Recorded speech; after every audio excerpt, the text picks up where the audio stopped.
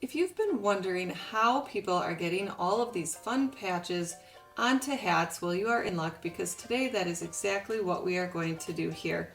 Grabbing a bunch of supplies from Hobby Lobby, we will be putting together a hat for my daughter as she is in soccer season right now, and it is a lot easier than you guys might imagine. Hey, if you're new here, hi, my name is Sarah. Go ahead, hit that subscribe button and the notification bell so you don't miss any upcoming tutorials. And if you've been here before, welcome back. I'm so glad you came to hang out with me again. Now let's get this project started, as I think you will be super surprised how quick and easy customizing hats can be. We are first going to head over to my Better Sub heat press because this is a 5-in-1. So I can change this out and put the hat attachment onto it. So I'm using a hat press for this. And a lot of people might have separate hat presses, but I liked that this one I can easily just take this apart and switch it over to the hat press. It also came with a mug press and some plate presses. But as you can see here, I just open up that little hose attachment. That's where the heat gets sent through to the plate. And taking the screwdriver that came with the press, I am going to loosen both sides. There are screws underneath here. And all you need to do is loosen them enough so that you can slide this top plate out from underneath that whole housing part above it with the handle on. So as I pull this off, you can see here were those two screws that were under there that you just loosen. You don't need to take the screws off all the way, which is nice because that's always a little bit of a challenge to get back on there. Now removing the padding, I am going to take this plate off the bottom, and I will try to get a good angle on this so that you can see exactly what I'm doing. Okay, so down here you can see these little, I don't even know what these are called. You just loosen these twirly nuts up here, and then there's one on the other side. The other side I do take off because you need to be able to lift it up off of one side and then slide out the other. If you can see how I sort of did that there. Now grabbing the top part and the bottom part, we are going to start with the bottom. And I'm going to take one side of this and slide it under, and then set down the other side right where the screw is. And then lining these up so that it's even, I am going to just twist these back shut so that this is held down tight in place.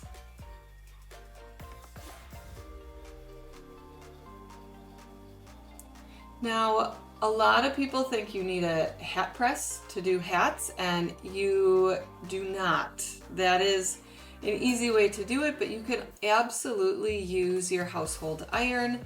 You just have to figure out what setting to put it on and how long to do it for, and there's instructions on the back of the patches for that.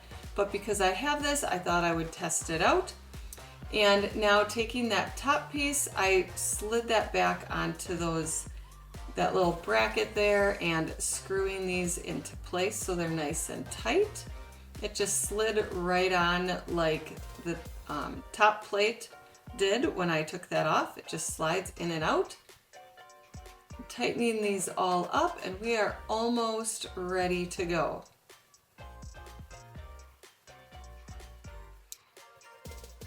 Now with this, because the plates were thicker, I need to tighten my pressure, which is what this knob is for up here.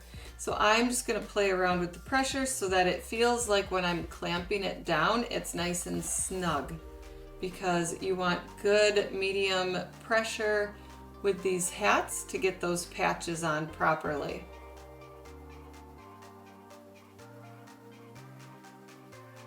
Now I'm going to take that heating hose part, I don't know what the technical name is for it, and pop that right into that spot where I disconnected the plate that I took off, and then tighten it, and you are good to go. Now we have successfully switched out the flat plates for the hat press. Now turning on my heat press, I am going to set the heat on this one to 320.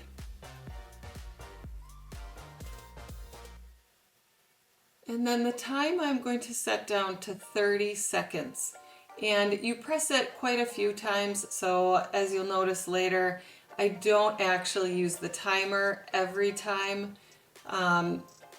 You can check it and repress it again if you need to.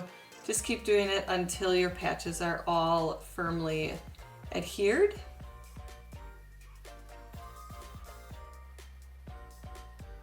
And then with these hats, I like that I can open up the backs of them here and then just kind of slide it around onto the top of this. And that's how we are going to set it when we press it.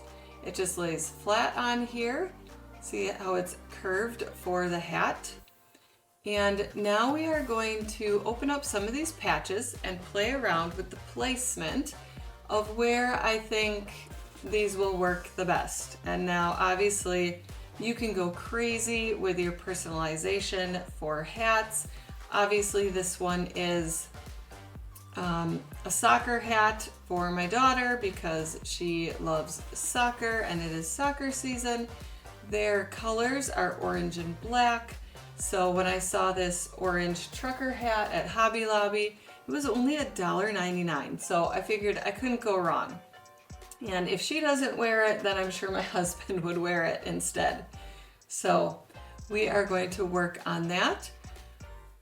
If you have not been to Hobby Lobby to look at their selection of hats and patches, you guys are missing out. Now, I know I also found a lot of patches on Amazon.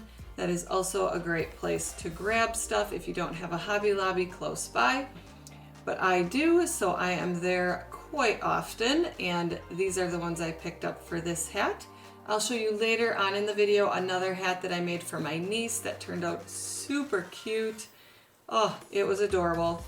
But we are gonna go ahead and take these patches off.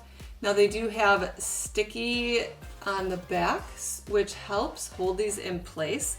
And these are a lot stickier than some of the other patches I've worked with. So I didn't even need my heat safe tape to hold these patches down. They stuck down enough to keep them where I wanted, but not too much that I could take them off and readjust them if I needed to.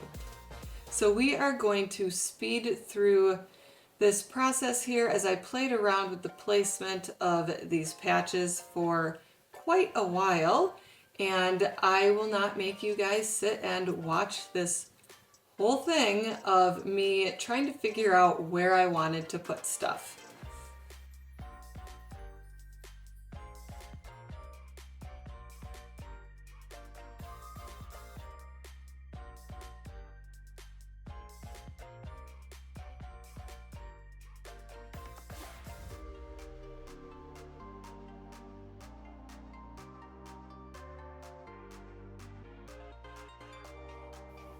Okay, and I think I finally have decided on what I want to do for this hat. Her soccer number is 3, and I felt like the 3 soccer balls fit better than the one big one, so I might save those for a different project later on. And now we are gonna head over to the hat press, and like I said before, you just kind of lay it on top of this bottom piece. And yep, we're up to temperature, so we are ready to go. Now taking the hat, I am going to place it on the press bottom here and grab a piece of butcher paper. That just protects it a little bit from that top element there, and it also kind of helps that top piece glide over the top of the hat so it's not moving any of those patches. Now, a lot of hat presses are more like a clamshell where it comes straight down on it and not to the side, but this is what I have and it worked just fine. I'm going to press this first part here for 30 seconds, and then we will move the hat around a few times. and hit it with some more heat. Some of the times I set the timer for 30 seconds, and other times I just kind of keep moving it around, hitting it with a little bit of heat at a time just to make sure I'm getting all of the patch areas, because this press doesn't cover the entire surface of that top of the hat. You'll see as we go here what I mean by that.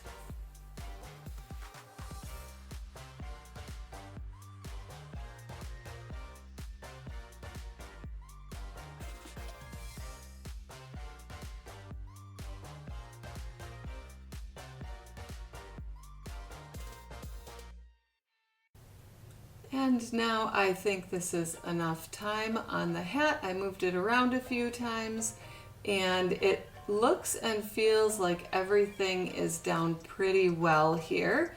There aren't any edges that are popping up, and there are some crease marks in here, but that'll all work out, and you won't see those after a while. I could get out like a little iron. I have like a little mini press iron. I could go over that a few times if that really bothered me that much.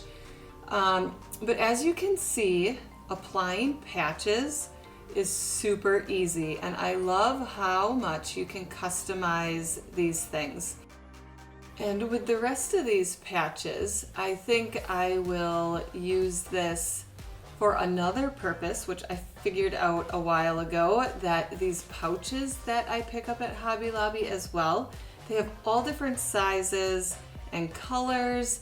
I love decking these out with patches as well, and this hat press actually works really, really well with these, because when I was trying to do it flat on the flat heat press, I was running into problems with like the buckles and the zippers and the unevenness.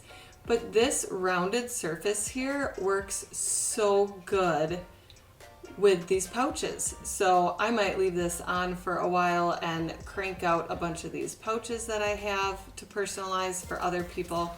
If you want to see a video on how I do that, then make sure you subscribe and hit that notification bell, because that will be coming out shortly. Here's that other hat that I did that I thought was just adorable. If you guys are looking for more tutorials on easy crafts, watch what's coming up right now.